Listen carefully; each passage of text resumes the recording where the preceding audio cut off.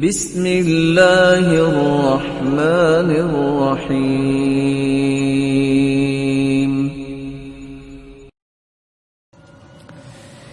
یہ اصل میں دل کا روگ ہے جو بدظنی انسان کے دل میں آتی ہے۔ اور سوء ظن کا معنی کیا ہے؟ امتلاء القلب بالظنون السیئہ بالناس۔ انسان کا دل برے گمانوں سے بھرا ہوتا ہے۔ بعض لوگوں کو دیکھیں نا، آپ ان کے پاس 5 منٹ بیٹھ کے دیکھیں، ساری دنیا کے عیب نکالیں گے، ان کو فرصت ہی نہیں ہے کوئی نیکی کی بات کرنے کی۔ اور یہ کیسی بیماری ہے؟ دیکھیں، انسان کے دماغ کے 2 حصے ہیں۔ پازیٹیو سوچ جو ہے انسان کو ہمیشہ دائیں طرف سے آتی ہے، اور نیگیٹو جو ہے لیفٹ سائڈ پہ۔ آپ ہر وقت اس کو ہی ایکٹیو رکھیں اور اس کو ڈیڈ رکھیں، مردہ ہو جائے گا، تو آپ کو سوچ کیسے آئے گی؟ بری سوچ آئے گی۔ اسی لیے علماء کہتے ہیں کہ سوء ظن یہ دل کی غیبت ہے۔ ایک ہے زبان کی غیبت، ایک ہے دل کی غیبت۔ زبان کی غیبت آپ زیادہ سے زیادہ گھنٹہ بول لیں گے، تھک جائیں گے، چھوڑ دیں گے، دوسرا بھی کہے گا یار جان چھوڑو، کیا کر رہے ہو، بس کرو۔ دل کی غیبت کا مطلب یہ ہے کہ سوء ظن کا شکار بندہ ہو جائے تو 24 گھنٹے برائی میں رہتا ہے۔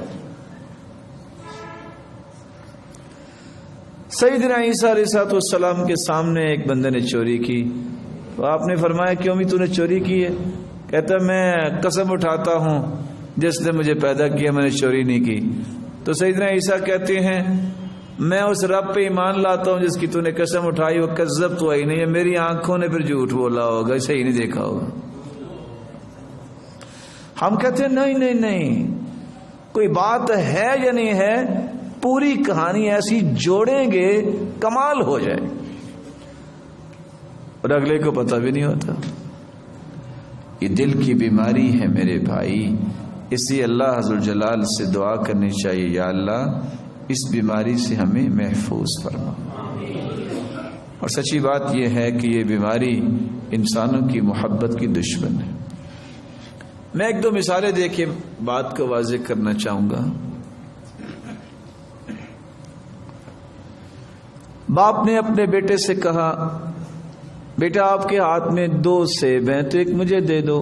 اس نے جلدی سے ایک سیب کو اپنے دانت سے کاٹ لیا، کہا بیٹا چلو دوسرا دے دو، اس نے دوسرے کو بھی کاٹ لیا۔ اس کو غصہ آ گیا کہ اس نے خیال نہیں کیا اور خود ہی دونوں کھانے لگ گیا۔ بعد میں بیٹا کہتا ہے ابا جان یہ زیادہ میٹھا ہے، پہلا میٹھا نہیں تھا۔ میں کیا سمجھانا چاہ رہا ہوں کہ بچے کے اس فعل پہ اگر سوء ظن کا شکار ہوتا کہ بدتمیزی کر رہا ہے، لیکن وہ کیا سوچ رہا ہے کہ میں اپنے باپ کو وہ چیز دوں جو میٹھی ہے۔ کل اتفاق سے ایک ایسا قصہ شیئر ہوا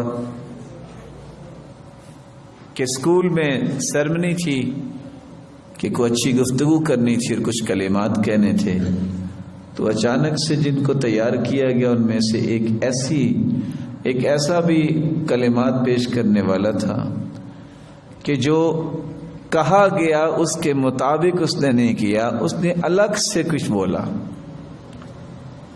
اب ٹیچرز کو بڑا غصہ آ رہا ہے کہ اس کو سمجھایا کچھ تھا اور یہ کر کچھ رہا ہے۔ جو ہی اس نے اپنی بات ختم کی تو اس کو کھینچ کے پیچھے لے جا کے کہا کہ یہ تمہیں سکھایا تھا، تم نے ایسا کیوں کیا؟ اس نے کہا اس لیے کیا کہ میری والدہ موجود تھی۔